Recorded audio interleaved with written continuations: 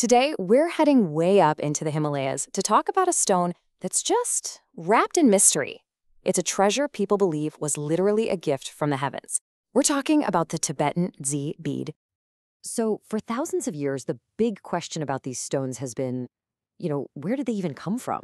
Are they really jewels that just fell out of the sky? It's a wild idea, but that belief is right at the very core of what they are. And get this, their oldest name literally translates to skyfall stone. So yeah, this isn't just some cool poetic nickname. It's a belief that has been deeply woven into Tibetan culture and spirituality for centuries. Okay, so let's dig into those legends. Let's see exactly why this stone has such a divine reputation. So there are really two main stories about where Dzi beads came from. The first one says they were actually the jewels of the gods, but when they got a little chipped or flawed, the gods just tossed them down to earth. The second story, which I find a bit more hopeful, talks about a time when a horrible plague was devastating Tibet. To save everyone, the Buddhist deity Vajravarahi threw these magical beads down from the sky, and they say that wherever a bead landed, the plague just disappeared. Those are some powerful myths, right? But what happens when we move from myth to history and science? Let's see what happens when the legend meets the laboratory. Okay, so the stories have been around forever, but the first time we see Dzi beads pop up in the history books is way back in 641 AD. Here's the story.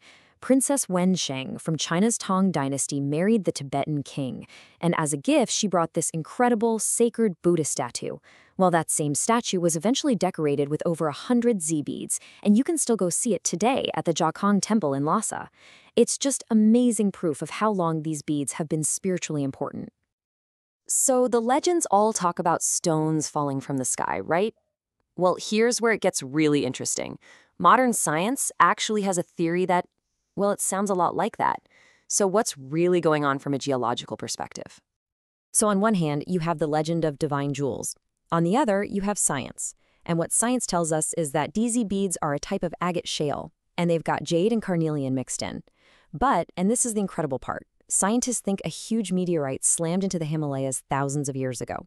The heat and pressure from that impact were so intense that they basically forged these unique stones, and in the process, they embedded them with rare elements like Ytterbium, which happens to have a really strong magnetic field. So in a way, they actually are stones that fell from the sky. And it's that unique, cosmic makeup that people believe is the source of the bead's famous power. So what kind of power are we talking about here? First off, these things are tough. I mean, really tough. On the Mohs scale, which measures hardness, they come in between a 7 and an 8.5. Now, just to give you some perspective, a diamond, the hardest thing we know of, is a 10. So yeah, these stones are incredibly hard. And that hardness, it's a huge deal. See, in geology, the harder a mineral is, the stronger its natural magnetic field tends to be.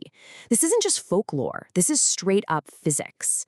Because of where they came from, that meteorite impact, and how dense they are, Dzi beads have what's considered a really powerful magnetic energy. So people who believe in their power say this unique energy is responsible for all kinds of benefits. They say it can help stabilize your body's own magnetic field, which could mean better sleep or being able to focus more clearly. Some even say it helps you have more harmonious relationships. So it's kind of like a personal amulet and a protective shield all in one, designed to keep negative energy away. But here's the thing. A real Dzi bead isn't just something you dig out of the ground. It goes through this incredibly detailed spiritual process to become what it is. And that journey from a simple rock to a sacred treasure is a big reason why they're so rare. Okay, so the process for making a sacred Dzi is intense. First, they have to get the raw stone, which means going up to the Tibetan plateaus over 5,000 meters high. Then, master artisans take over, using these ancient manual techniques to carve sacred symbols into each one. After that, it's a long wait.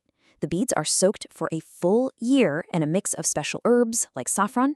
Once that year is up, they go through a super strict selection, and only the best ones make the cut. And the final step? That's when Tibetan lamas perform sacred fire ceremonies to bless them and charge them with positive energy. So, just how strict is that selection process? Well, think about this. Only about 20% of the beads that even start the process make it all the way through. That means a whopping 80% just get tossed aside. That's a huge reason why a real, genuine Dzi bead is so precious and so incredibly rare. Now, because they're so rare and valuable, you can probably guess what happened next. The market is full of fakes.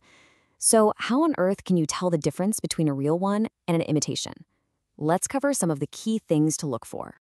And this is really the most important question if you're ever thinking about getting one.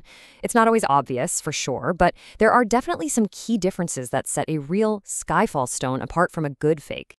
Really, what you're looking for are signs of nature and signs of age. A genuine ding should feel old.